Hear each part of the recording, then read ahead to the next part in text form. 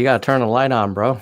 You're like in a cave. Hello, nerds! Hello, nerds! Hello, nerds! Hello, nerds!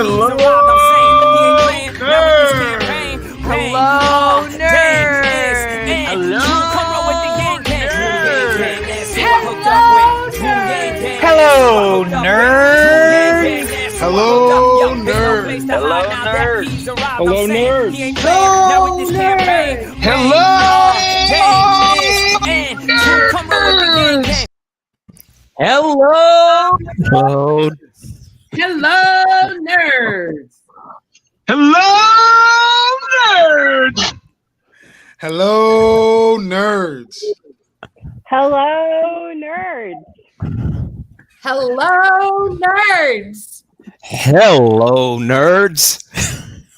Hello, nerds. Just in time, Steve. Just you know how to in pick time, baby. Came through in the clutch. Look at that. Oh my goodness! Didn't miss the beat. Didn't miss it at all. He's a professional. Old times, friends. Old times. It's like he ran for office or something. All right, so let's do it in the same order.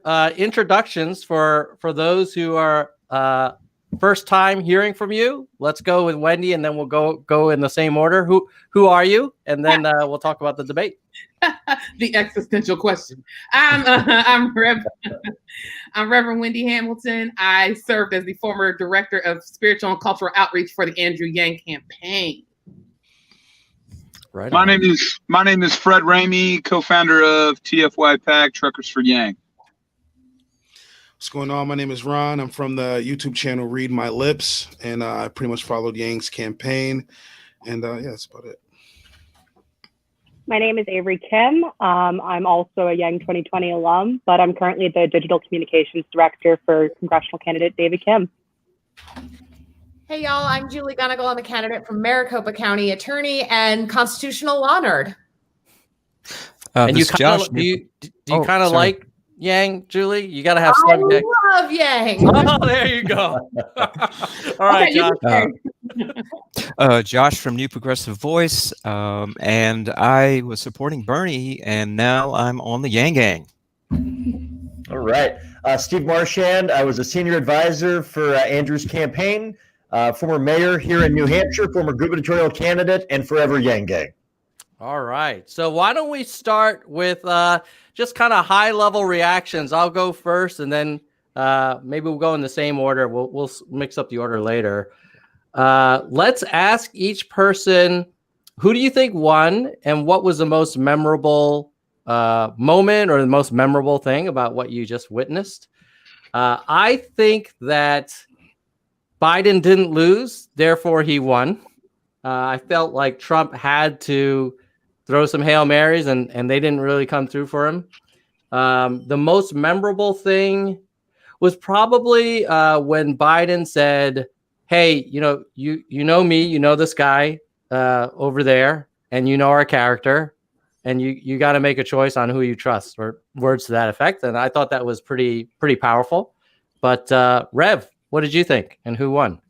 Well, I'm gonna go with America won, in a sense that I felt like America lost the last time these two got together, in that it was just so out of character, so different from what we were anticipating, that there wasn't any kind of dialogue or discourse that was helpful. So on tonight, I will say America got, we got rewarded for sitting through that first debate by at least getting to see both gentlemen attempt to have a somewhat civil discourse on tonight. And the most memorable takeaway or moment? Well, there were several, but honestly, if I'm going to be honest, and since I'm a preacher, I guess I should be. There was a moment when they were both asked to address people of color and to talk about the talk and to address the families directly, and neither one of them addressed us directly. I literally, because I had been standing up in front of the television, I think yelling at one point, but that question struck me. And so when she posed it in the way that she did, I literally stood there as if I was waiting to hear what either one. I wanted both of them to look into the camera and talk to me because I could resonate with the question, and I waited. And what they did instead was they talked about me.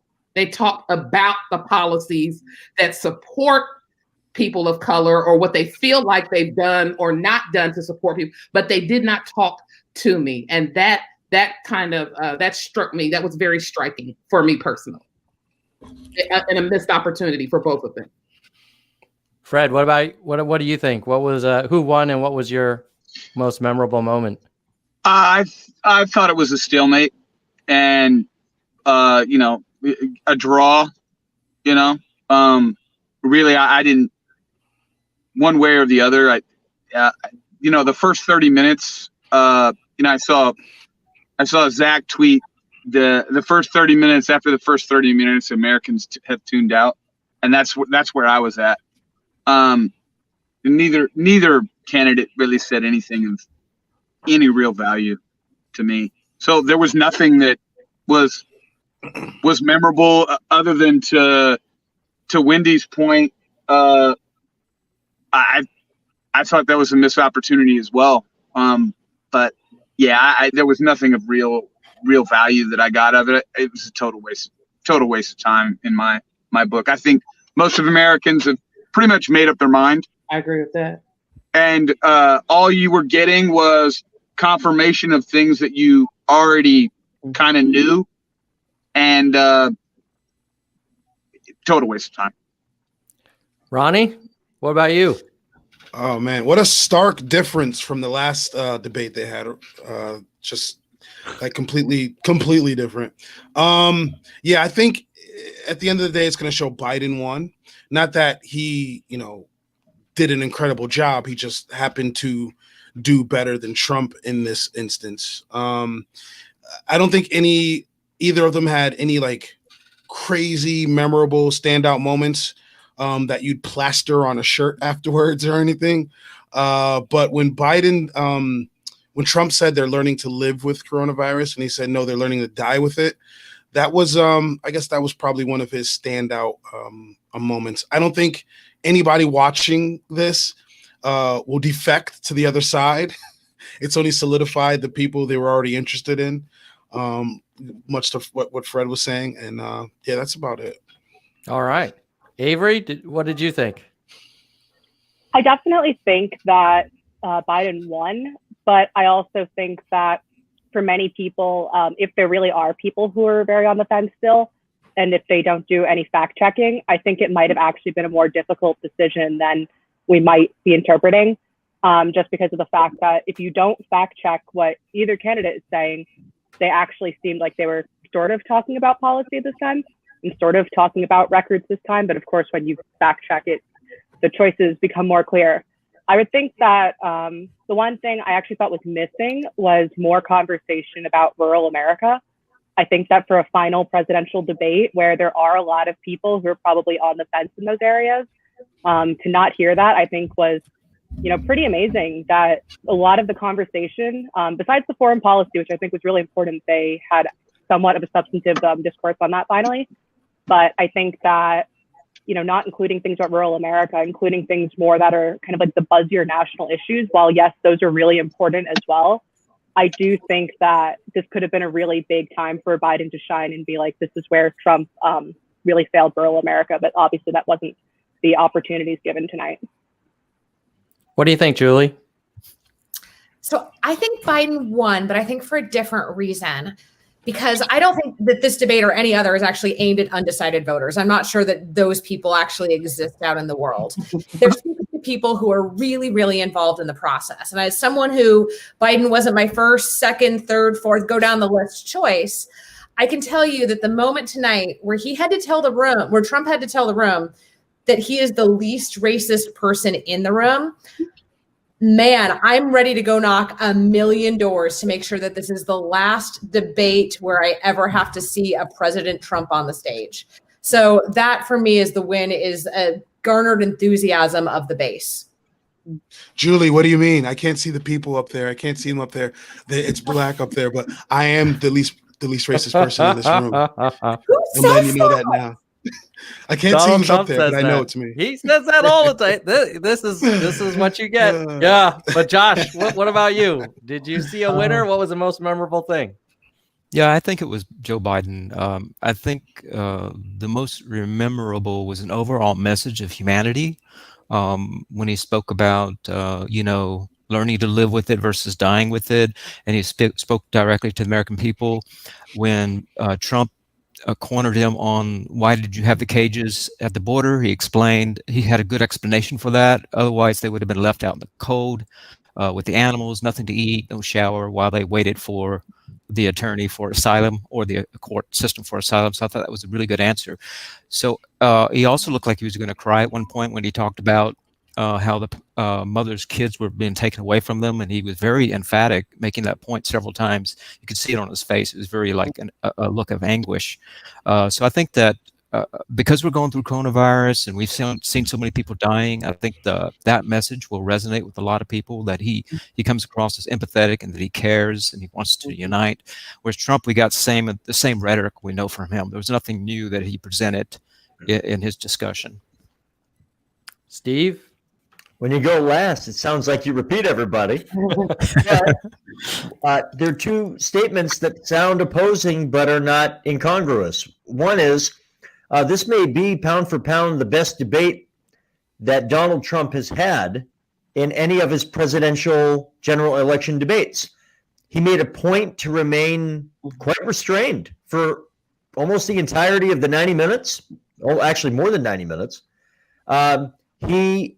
It took him a long time, but he finally simplified a message that might stick to some people who I would describe as open to sticking around with Trump, but are kind of nervous about it, right? The 3 or 4 points he seems to be losing. When he says, Joe, you had 47 years. And it's a very simple line. He said it in the last half hour quite a bit. I think it's an effective attack. All of that said, Joe Biden won the debate because when 45 million people have already voted and you're up by 10 points nationally and ahead in virtually every state that's a jump ball, and you don't throw up all over your shoes, then you win. And so do I think that Joe Biden had a C+ night? Yeah. But as long as he didn't have an F night, it's going to be all right, probably. So, I'm not sure Joe Biden has the fastball that he did in terms of his eloquence of time gone by. But the things that he still remains really good at, which is empathy, the ability to look in the camera, which I thought was his most memorable and strongest point. When there was a point roughly 2/3 of the way through, when he looked into the camera after kind of a bit of a cacophony, a little bit of an exchange, and he looks in the camera and he goes, look, guys, here's the deal. This is about character. You know me, you know him. Right. You know our character. You know our level of honesty. You decide which one you want. And he knows that that's basically what this thing comes down to. And if it does, Joe Biden's going to win with a little bit of room to spare. So he wins the debate because that dynamic fundamentally remains unchanged. Let's ask this question going forward. I mean, we only have about 14 days till 12. Is it 12 now? Okay, 12 days. That's right. 12 days in 1 hour. Not that we're counting. Yeah. What do you think could change the course of the outcome? It sounds like we all agree that this debate, while it was interesting for us political junkies and maybe for hardcore kind of supporters to confirm whatever they believed for either side, that probably didn't move the needle. Right. Do we think that there's anything that that will change the course, or what's the most likely thing that will kind of change this race up and tighten it up a little bit? And whoever's most ready to talk, you just raise your hand and speak. I'm ready, since I won't be with everybody the entire time. Can I just say that debates rarely move the needle. And we saw that even on the campaign trail with Andrew. a candidate might stand out. They might get a soundbite or two, and people come away and say, "Oh, she ran away with it. Oh, she cut so and so off at the knees," and all of that. And they might get a 1 or 2 or 3% spike for a week. They might raise a couple of dollars that helped, to maybe raise some funds. But eventually the numbers balanced right back out to where they had been. And so it just really kind of showed me, kind of being on the inside, that debates are really more for the media, for the poll, just an opportunity to get folks to have a show, basically, have a little bit of a show, learn a little bit, maybe, hopefully. But at the end of the day, I don't think there's much that can change folks in this particular cycle. Someone had mentioned the other day, and I thought it was so true. One of the reasons that we have the turnout that we're having right now, that people are standing in line for 8 and 9 hours in early voting, is because they're not working. When's the last time, you could take 8 hours out of your workday and go stand in line to early vote? People are over it. They've lost their jobs. They don't have any money. They see people, the partisan bickering. Nobody can make their decision on what they want to do about the stimulus, about the HEROES Act, and all of these things are driving and motivating people. You don't go and stand out in the rain like folks did early this week in Miami with umbrellas because you're voting for somebody. You're voting because you're trying to get somebody out of there. And so that's what we're seeing. I think that it's easy sometimes to compare, this to 2016 or this to 2014 or what. Don't do that. You cannot compare. There's no precedence for what's happening right now. And so we literally have to go with what we are seeing and what is happening on the ground. This will set a precedent for races to come, certainly in the way that we approach them. But this is unique. And so you have to, in my opinion, you have to interpret this race based on this race only and not what has happened in the past. And given what's happening in our economy with this pandemic, with people worried, struggling, and bruised but not broken, there's very little that's going to move them off of where they are and where they're standing right now, wherever that might be. Fred, you raised your hand. You think something could change this up? Well, I honestly, if there is any change, it would just be on Joe Biden's end, because if you're MAGA, your MAGA people are like, there's not a lot of MAGA people that are like, yeah, I'll vote for Donald Trump. Even myself, like I had a period of a couple weeks where I was like, you know what, I may not vote for Joe Biden. I might vote for Donald Trump. And then what happened is the ballot got here, right? And once the ballot got here, it's like, oh, this is real, right? And my complaining and arguing within myself and being angry, I kind of have to push that to the side, and say, all right, well, I got to do what's best for the country. I think with Joe Biden, there's something that could come out in the next 12 days that could maybe get a few people not to vote for Joe Biden, but I'm unsure about that. So, but as far as your MAGA people, the MAGA people, it doesn't matter what you tell them. Mm-hmm. Their mind is made up. Mm-hmm. They're sold on Donald Trump, and Donald Trump even has acknowledged this. He says, my supporters are so incredibly loyal. I could shoot somebody on the corner of Fifth Avenue and they would still vote for me. It's true. So like, even if they found a billion rubles in his Chinese bank accounts, you think Trump supporters would still stand by him? Mm-hmm. Yeah, I do. And because at the end of the day, the China and Russia thing is a media thing. Mm-hmm. At the end of the day, most Americans want a win. If you're a Joe Biden supporter, or if you're in my view, if you're a MAGA supporter, all you want is a win. You don't care how you get that win. And you're only going to complain about the other person getting a win after the fact. So that's how I see it in my view. Does anybody think that there could be a curveball? Oh, Josh? Yeah, I think the biggest thing is the polling. I think we were burned in 2016 for those that didn't want Trump to win, and you're seeing that the late registrations are mainly Republicans in states like Pennsylvania and North Carolina, Florida, and they're like outpacing Democrats. So that might be something that might creep up on a lot of people and surprise people. Trump might pull off another surprise. So I think we can't get comfortable, and we all got to get out to vote. Mm-hmm. I think it's going to be incredibly close.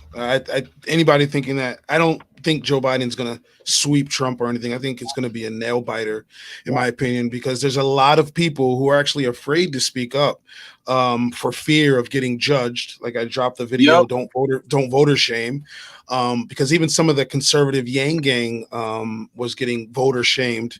My brother Russell from Grassroots Yang Gang, Myself? because they might put in a vote for Trump, because we got to understand the people that came over to Yang's side from the conservative side, they're just not going to fall in line for Biden just that easily. Like they don't have the same ideas and policies. Yang was special in a way, to where he can get independents and Republicans and Democrats to all come together. So now that Yang's not running, people have gone back to their side, so to speak.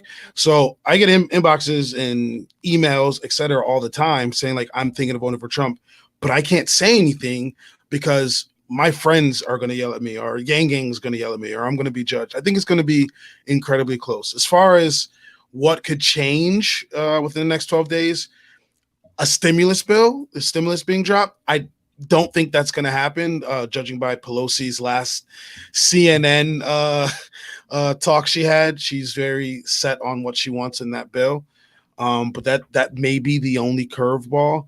But don't get complacent. I think it's going to be incredibly close. We got complacent when Hillary was running. I think it was like we thought it was a foregone conclusion that Hillary's got this. Like, of course she's got this. And we were wrong. Steve, what do you think?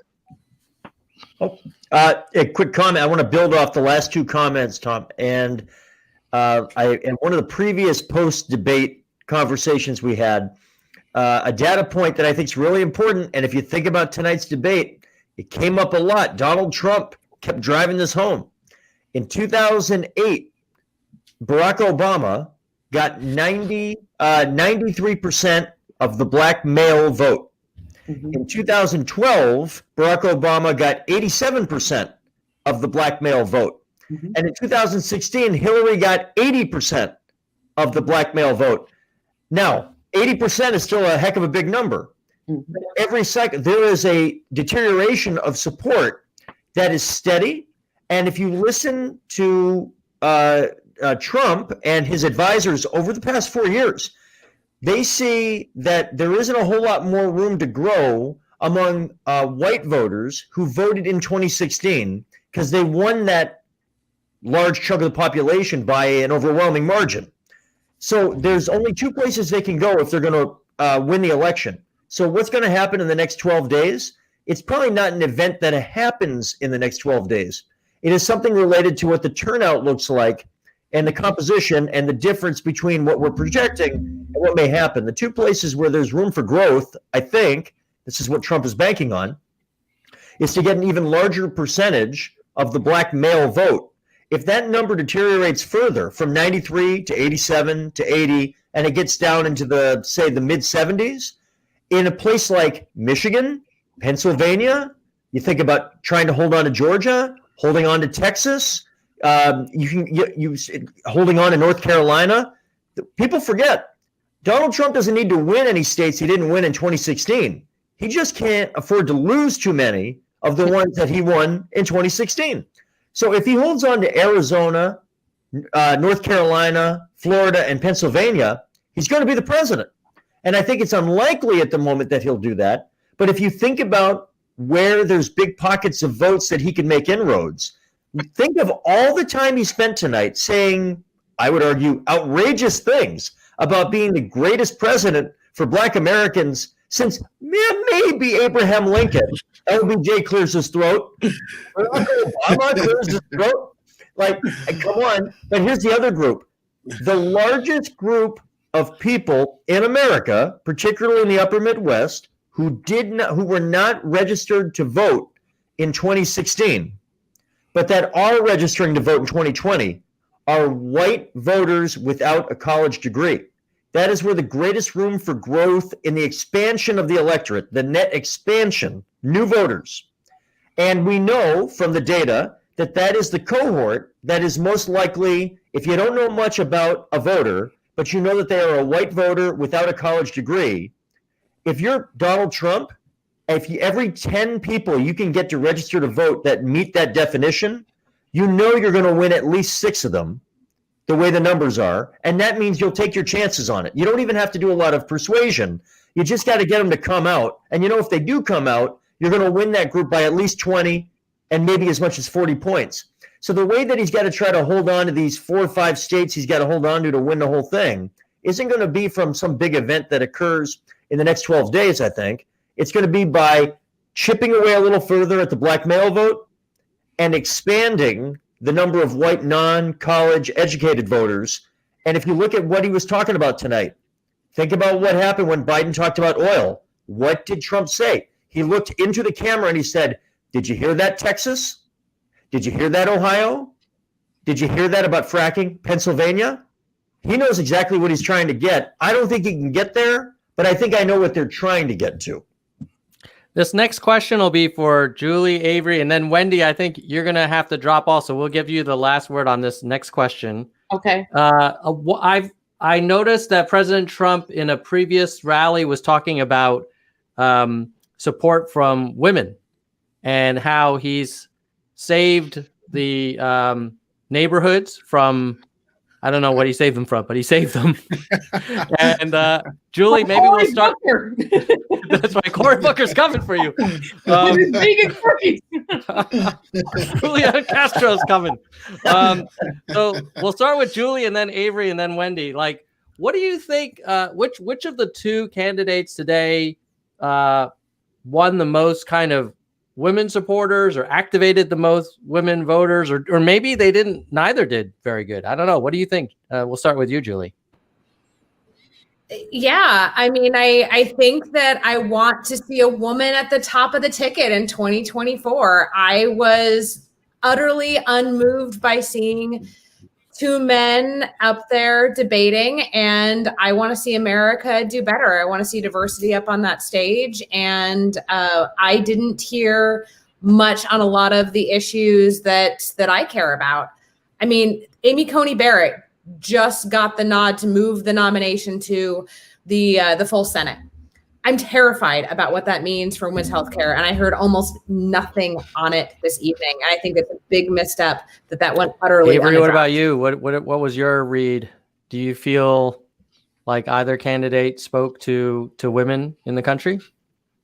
I think at the very least, the candidate who didn't cut off the female moderator might have gotten some points, just because of the fact that I think it's little subliminal things that they're not going to talk about women's policies and things that like matter on like a very explicit, obvious level. I think that, I will say Trump did not cut off the moderator as much as what we saw a week or 2 ago with Vice President Pence. But I think it's little things like that that remind a lot of female voters. Oh my God, that's my cat. I'm like fostering a cat, so this is like new to me. Okay. It's YouTube. Me. There has to be a cat. Yeah, I'm going to get you the cat views, the cat vote. Okay. But yeah, I think that, it's the little things that they're not going to talk about policy, because people, especially women, they pick up on those little things. Like, you don't want the president who reminds you of that person at like a Model UN conference who cut you off or something. Like, I think that, it's the little things. And then, to your point about the suburbs, I actually think it's more of a dog whistle than I'm going to get the women's vote. I don't think he's going to get the white suburban female vote with that. I don't think that white suburban women even would pick up on that, like, oh, this is for me, because it's not. It's really, it definitely rings back to like the days of redlining and who was moving to the suburbs and just kind of like, the flight out of the city. And I think that, it's really supposed to bring people that like romanticized view of the suburbs in their mind, as opposed to, oh, I'm going to get like the white female suburban vote. That's not what it's about. And I think very similar to a lot of the things we're seeing now with, you know, this big push for Black voters, I think that a lot of it is to reaffirm his own base that like, hey, like I'm actually not this terrible person everyone keeps saying I am, and that, you know, this is okay. And I think it's really just supposed to make people feel okay with their choices as opposed to get those votes. Rev, you talked about earlier how you were disappointed in both candidates when they were supposed to speak to the communities of color.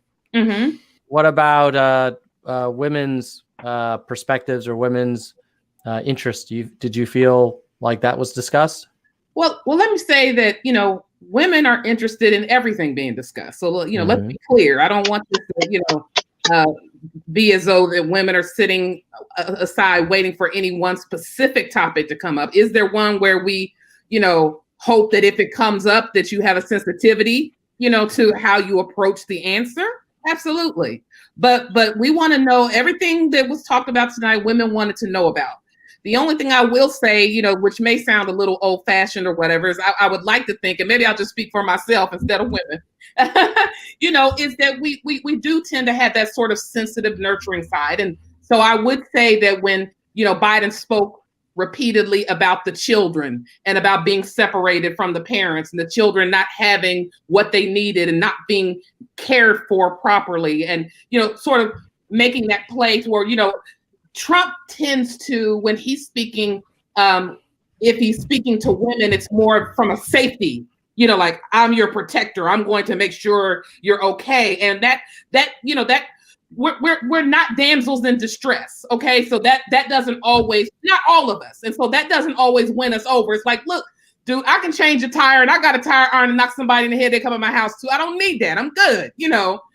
So I think from that respect, if women were gauging sort of character and soul issues and empathetic and talking about the holistic experience, you know, when Joe talked about, you know, who's going to be missing at your table this holiday, you know, you're going to have an empty chair sitting next to you. Those kinds of things, I think, you know, are geared to speak to the emotion, and women do tend to be connected with our emotions, not more than men, but we do respond, and at least I responded to those. So it was in those moments where the nurturing side of me as a woman was like, that's what I miss that. I miss that softness, that edge that takes into consideration our wellness, our overall holistic wellness, not just as men, as women, but as families. And as Americans, and the togetherness. I love that he talked about, I'm going to, you know, be the president of everyone. I think he did a great job in closing. That's where I think they set themselves apart, when she told them to give your inauguration speech. You know, if you were, what are you going to say to the voters who didn't vote for you? And I think, you know, Joe, you know, did a wonderful job on that by saying, you know, I'm going to try to bring us back together and be, you know, the president of all America. And so I think themes like that tend to resonate with the feminine. So that's what I'll say. Thank you guys so much. Thanks, Wendy. Have a good night. Take care. What did the rest of the panel think about the COVID discussion? We spent a good 20-25 minutes on it in the beginning. Anybody have any reactions? Did you think it was a good conversation? Did you think anybody, you know, did a good job or bad job in terms of the actual debate responses? I think that was probably the most it's stagnant. unfortunate. Sorry. Go ahead. Go ahead, Steve. For Trump, every minute that COVID is being talked about is a bad minute for Donald Trump's campaign. And unfortunately for Trump, it remains the number one issue all the way to the end, because how can it not? And it took up Kristen Welker, who I thought did a fantastic job tonight, the best of the cycle and probably the best in several cycles. She was great. And she knew that the COVID conversation was the one people want to talk about. So even though there were segments, you know how it went late tonight? It went later than 10:30. That's because she allowed the first segment to go longer than the scheduled 15 minutes. And that's great instincts, because that's what it's the big show. That's the big deal. So if they're going in the flow, and Trump was actually keeping it pretty real, she let it go 25 minutes instead of 15. That was good for everybody except Donald Trump. And unfortunately for him, the highest viewership is the first 30 minutes of a 90-minute debate. So you had a decent chunk of Americans who basically are like, I got to go to bed, or I've seen enough. And the more that they're talking about the economy, frankly, foreign policy, and I would argue the energy conversation benefited Trump tonight as well, the way it got framed. Those were good things for Trump, who I thought had a pretty good night. But I'm not sure how many Americans saw those conversations, because the first 30 minutes was COVID. That's not too good for him. Ronnie, you had some thoughts on the COVID conversation. No, I mean, I completely agree with Steve. I almost feel like Trump wants like a mulligan as far as COVID goes, but he's not going to get that. And yeah, there was a large chunk of time dedicated to COVID, and he doesn't get a pass. If this was Obama, if this had been anybody else, Trump would be hammering him on COVID. So all's fair in love and war, and we're going to hammer Trump on COVID, and it's not helping him any by saying the China virus. I think that just besides the base that's already with him, that's just hurting him even more. And yeah, Steve, I think you nailed it. A lot of people are going to watch the first 30, maybe 40 minutes. And honestly, ironically, because the first time they went at it was such a shit show, it kept people's eyes glued to it. They stayed during the whole thing. This time it wasn't like that. They had civility and decorum. So they watched the first 30, 40 minutes, and then they just logged off. Does anybody think that, Trump kind of made news when he talked about that it's only weeks now from a vaccine, and that there's a general that's ready to have, I don't know what the general's going to inject it into everybody. I'm not sure, but he seemed very confident that the general's ready to go. Josh, were you convinced? Yeah. No, but I do think that he did have the potential to do really well, better than before, when he did at least admit that he does take responsibility, but then he turned around and blamed China for it.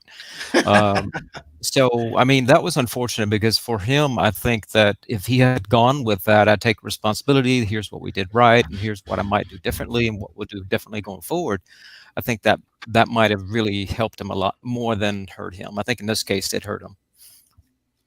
I think he did a good job of bringing in, the whole Operation Warp Speed thing. But I think where he really missed the mark is he allowed, to Steve's point, he allowed the conversation to go way too long.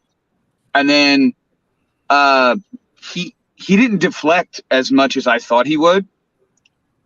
I thought he could have did a better job of like trying to get the conversation onto something else, and not really, because he does a good job a lot of times in different interviews trying to deflect and get the topic onto something else. I think he did a bad job on COVID, and that was really painful to his night, honestly. He literally said, I take full responsibility. This is China's fault. Really, what do you think? Said that. The thing that's crazy to me is how much technology has changed the way these debates work, because I thought it was much better moderated this time. But what we still don't have is a live fact check that happens on the screen. So when I hear that a vaccine is happening and it'll be ready in a matter of weeks, if not months, and then I can fact check that and learn that those clinical trials were suspended last week. I feel like there's still not moored in any truth, and there's still so many opportunities for someone just to lie about the science or lie about the facts, and not that real opportunity to get called out for it. And to her point, you know how on Joe Rogan he has, I think his name's Jamie, I think that's his name, literally sitting there while Rogan's talking to the guests, fact checking the whole time. There needs to be someone else on the side fact checking why they talk, and then stop them and be like, actually, X, Y, and Z happened in 19 whenever. And they need that. I don't know why that's not implemented. You make a good point, Julie. Like, we need to have that. Don't you think Trump supporters would challenge that? Oh, the guy that's doing the fact checking, he's an Obama supporter, or oh, look, you pulled up the failing New York Times, or if you pull up the CDC, they'll say deep state. And there's nothing. I have MAGA members in my family.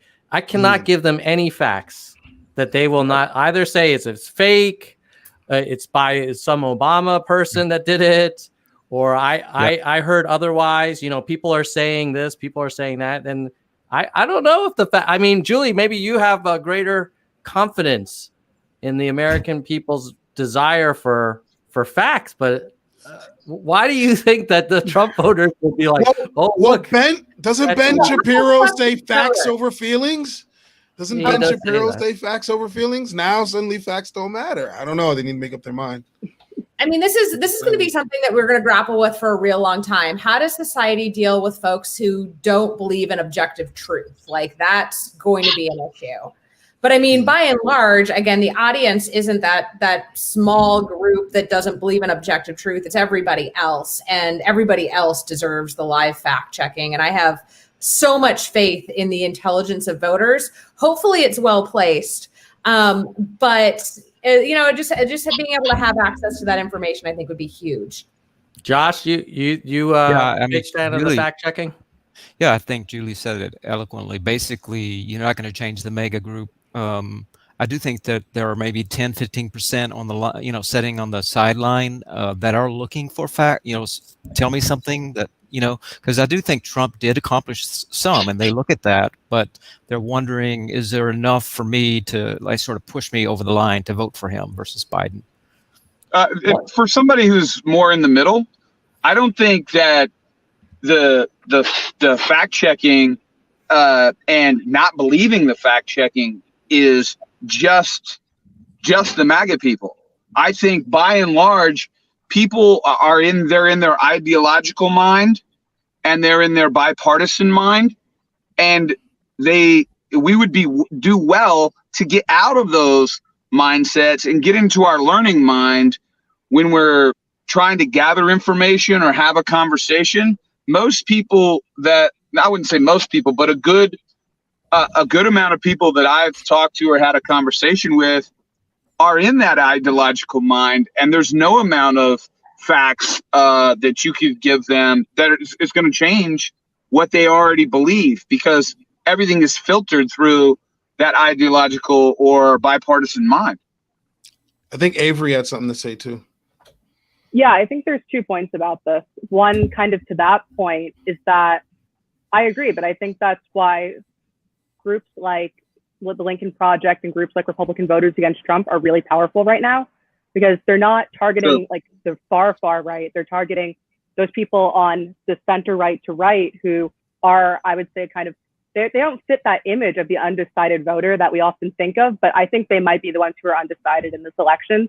Again, if they exist, if they haven't made up their minds at this point. But I think that's why those organizations are really powerful, because they're seeing people that they might have listened to 10 years ago come out and say, I support Biden, or here's the facts about this. And also they're founded by people that they can relate to, and people who are proudly not from the same party as the nominee they support. And I think that's really powerful.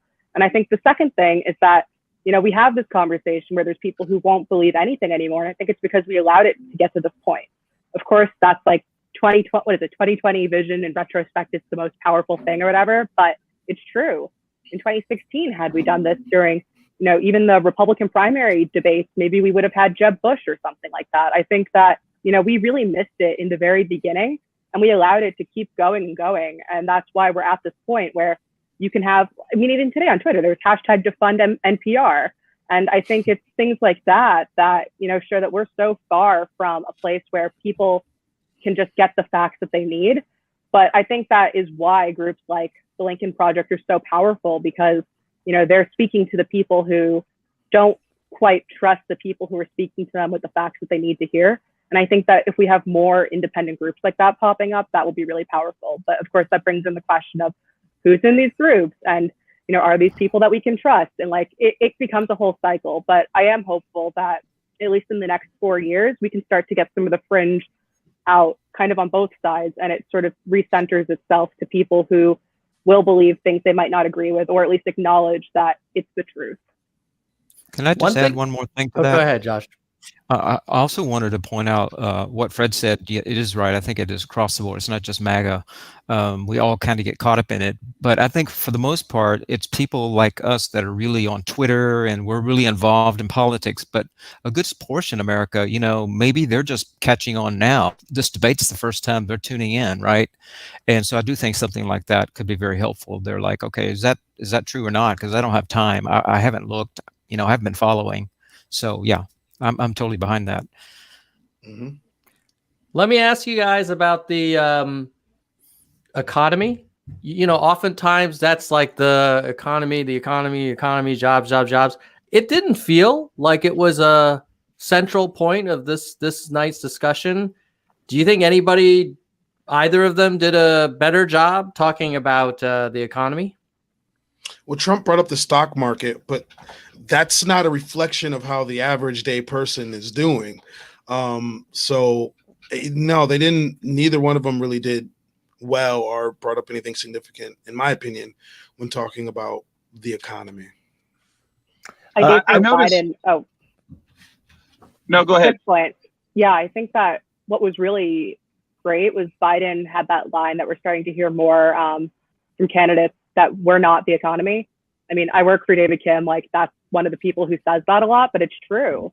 And I think it was really powerful to see someone like Biden say that, because I don't think a lot of people who believe that necessarily follow him. So I think that, him saying just very bluntly, like that, the people are not the economy. It's that we're not, or the people are the economy, but we're not the stock market, I think is really what a lot of people probably needed to hear. Again, it might've just been the people who already support him, but I think that it definitely kind of puts things into perspective, that it's not just about Wall Street, it's not just about the stocks, that there's a whole other country with all these other industries and all these other businesses that people are involved with, and that's not really addressed by saying, well, the stock market is up. Steve, what did you think of the talk about the economy? It was limited relative to other parts, including COVID and Biden's family. But I would say Trump made the attempt in that 25 to 30 minute opening segment on COVID to try to make it less about who would handle this medical crisis better.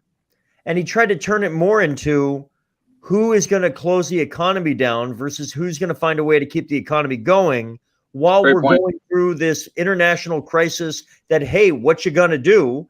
I'm doing the best I can. When Biden said, here's my plan, remember, Trump tried to neutralize it by saying everything Biden just said he would do, we're already doing. And so if you could, as a viewer, if you're listening to that and you go, okay, this COVID discussion is actually about who can keep the economy as open as possible while we're dealing with COVID. That was, I think, Trump's attempt with how to turn the conversation about COVID, which you had to know was going to be a dominant part of the evening, and which he knows is not a great subject for him in the polling, and to try to turn it into something which has consistently been his strongest policy issue against Biden in terms of net favorability with the American population, his handling of the economy. It remains his best ticket, and he tried to turn COVID into it. So I give him credit for trying that. He was pretty disciplined. Again, tonight, most disciplined I've seen him in a presidential debate. It's not good enough, and he's too far behind. But, it was an honest effort to try to turn COVID into the economy. I wanted to add that I thought it was interesting that both candidates tried to take the environmental issues that we're having with global warming and tie their plan to the economy and say that the other person's plan is going to kill the economy. And quite frankly, both could be right. I mean, if you look at what Elon's doing, he's creating his own economy without the government's help. And I mean, I just didn't really see that either one of those two, they were, the points that they were trying to make weren't really. I just don't see how they were very relevant. Josh, and then Julie. I think the biggest difference I saw is Biden presented an economy that was tied to the environment and climate change, and he projected a forward way of considering the economy, where Trump was tied to the old industries, oil and things like that. And I think that's the general takeaway that people might get from that, more like on a subconscious level than a conscious level. And he made it into an opportunity. Now, how he articulated that versus how Trump articulated that, I don't know if it was strong enough to make that clear distinction. Julie, what did you think about the talk of the economy? I'm a terrible person to ask because my metrics for who I'm choosing for president go back to Article 2, right? People who it's going to be our commander in chief. Our president is our chief diplomat. And then, of course, our president gets to make these incredibly powerful appointments and control the agencies underneath him, which I think there's a really good economic message there and the failings of Trump to manage COVID through those agencies. But, when it comes to president's domestic agenda, how much they can actually control of the economy and how much responsibility each bears, I'm just not persuaded. All right. Fred gave you a round of applause there, Julie. Big Article 2 man. Let's wrap with this last question and closing remarks from the panel. What is your prediction for what's going to happen on what will November 4th look like? What are we going to be talking about? Who wants to go first? Just whoever's ready. Raise your hand. Oh, come on. You guys are all jumping on each other. Okay, Julie raised her hand.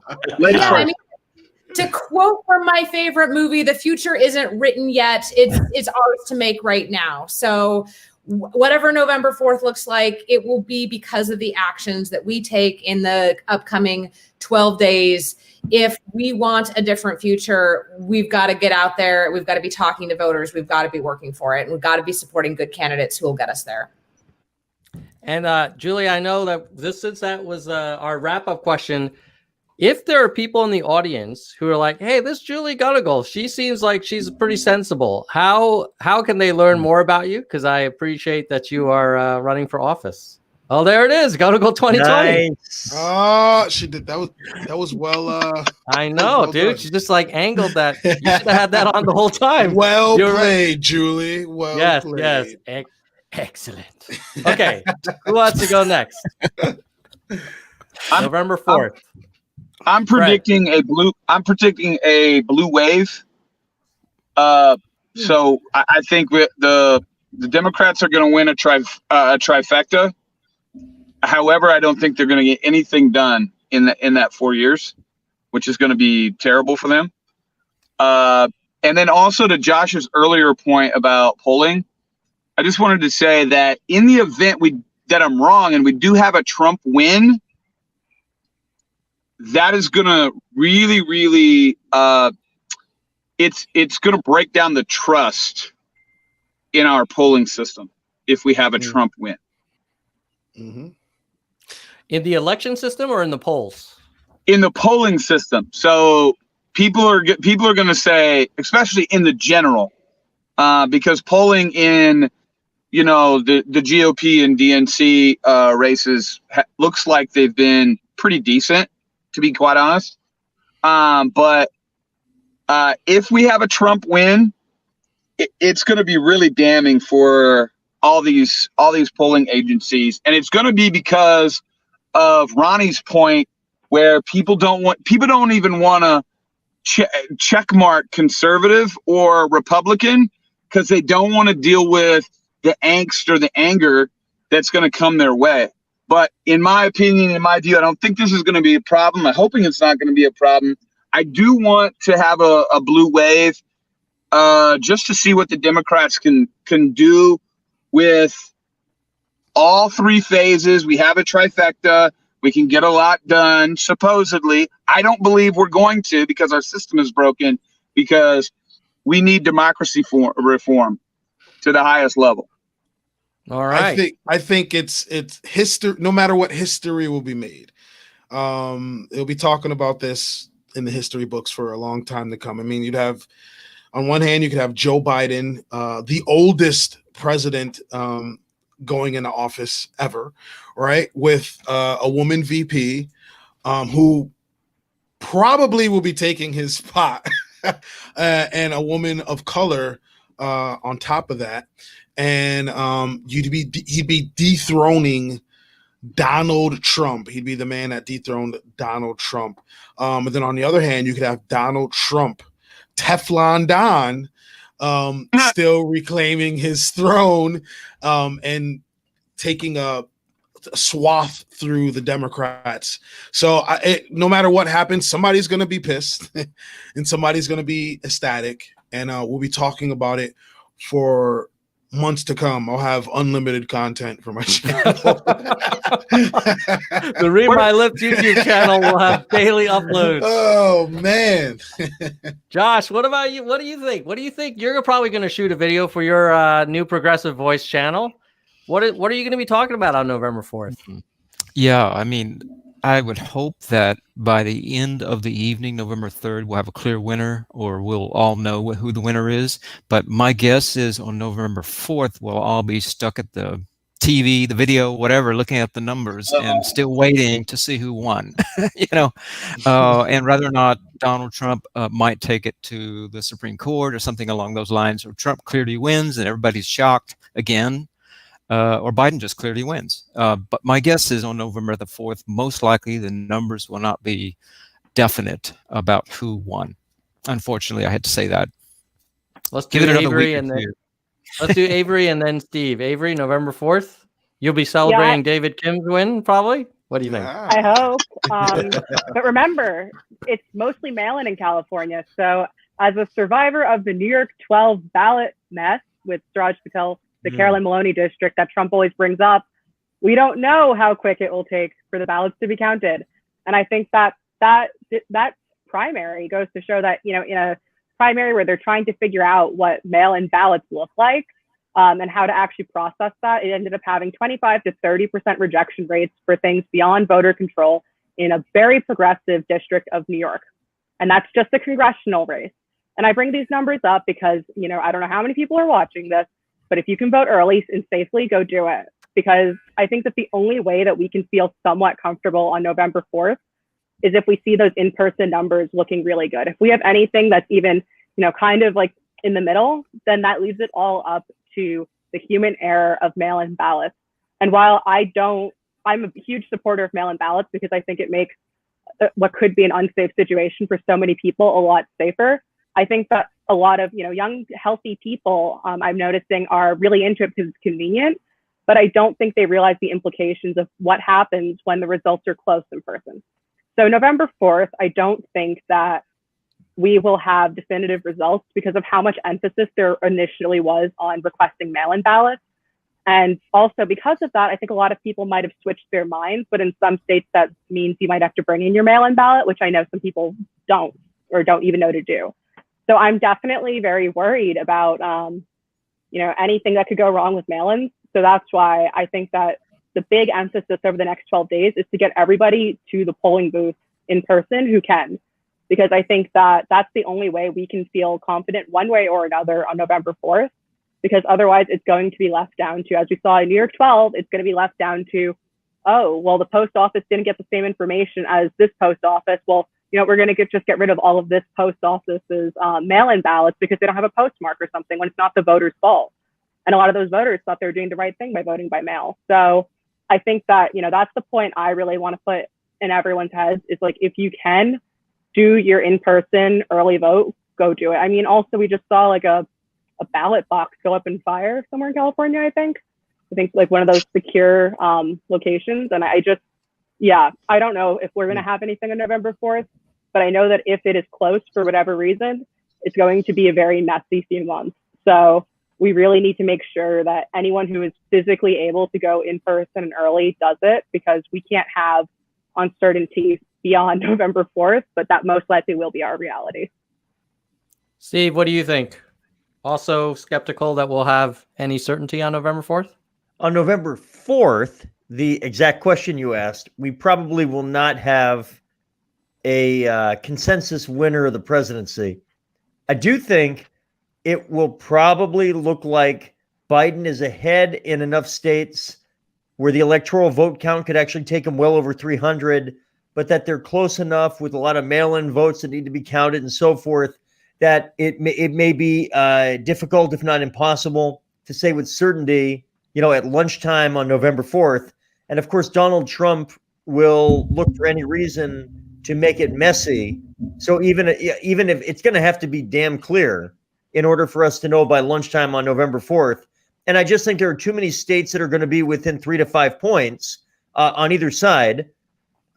Texas will be close. But I think Trump will hold on. Georgia will be close. Florida, North Carolina, Pennsylvania may be pretty close. Ohio, even if Trump keeps it, looks like it's going to be pretty close. And Arizona is sort of sneaky close.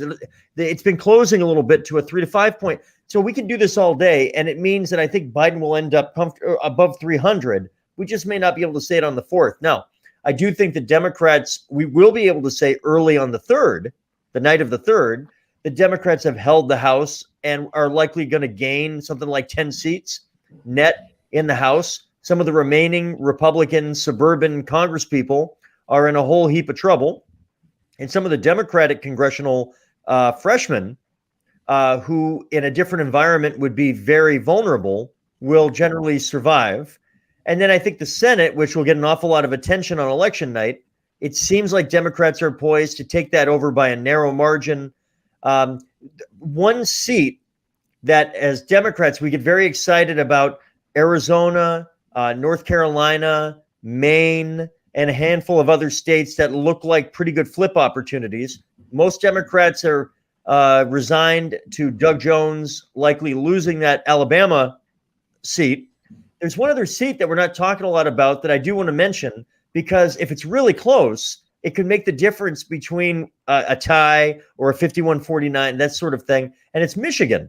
It's probably the second best opportunity for Republicans to flip a seat. It's probably the only other opportunity besides Doug Jones that Republicans have to flip a seat. It's what's his name? Rick Peters.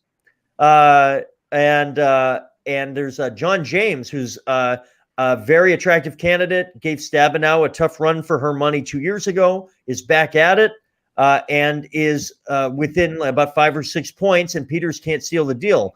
So if Trump is able to close Michigan down, not enough to win because he's losing it by double digits, but if he turns a 12-point deficit into about a 5-point deficit, it may be enough not to save Trump, but it actually could put James right in office. And if that happens, that could mess up all the Democratic calculus. So there's a lot of fun things that we may determine on the 3rd. I just don't think who the president is one of them. I'm going to agree with all of you in that I think there will be a blue wave. We may not know it on the 4th. And I also will add, I think some of you already mentioned this, I think Trump will lose, but he's going to make it really divisive and sow a lot of doubt in the Biden legitimacy by, he's already talking about there's I don't know where, I couldn't find any reports of the 50,000 ballots in some river in Texas that he keeps talking about. But he's already making up ballot loss now. Imagine, there probably will be some irregularities when there's this many people voting, and he's gonna. So I worry a little bit that maybe we won't be able to get much done, or we will have lost even more trust in our system. But I guess we'll have to have have all of you back maybe on November 4th. Yeah, and then hopefully we'll see how far off we were in our predictions. But I will wrap with this. Let's say, first of all, thank you to everybody for coming on, especially the East Coast guests it's very late at night.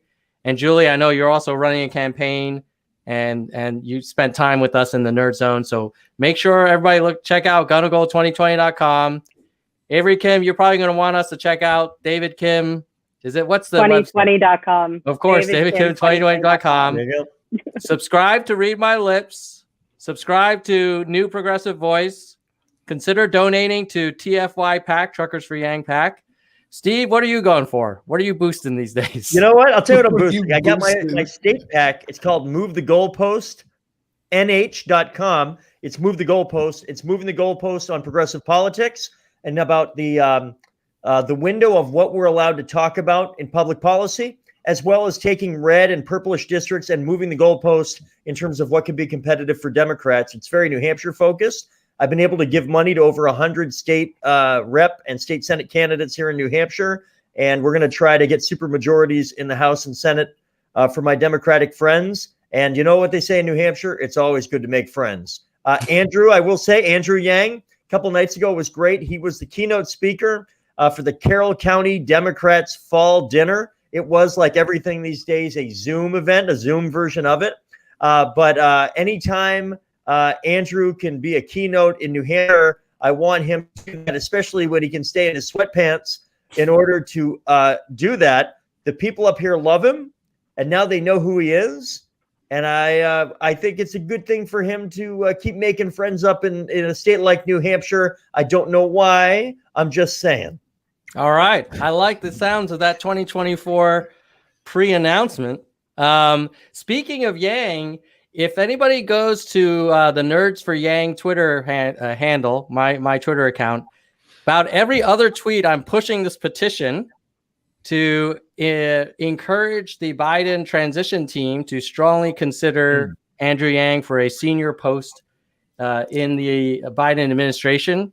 That transition team has already started since April. They're already putting their list together. Andrew can't openly ask for a job, like that would be kind of unseemly, but his supporters can show that transition team that there's a guy you need to have on your short list. He has a strong base. He's got new ideas. He'll be great on the Biden team. So check out that petition on change.gov, change.org. But you can see it on my Twitter account. So with that, I think we're going to take it out with a rolling goodbye, nerds. We'll start with you, Read My Lips, and we'll go kind of snake. Okay. Goodbye, nerds. Avery, you're next. Goodbye, nerds. Goodbye, nerds. Goodbye, nerds. Goodbye, nerds.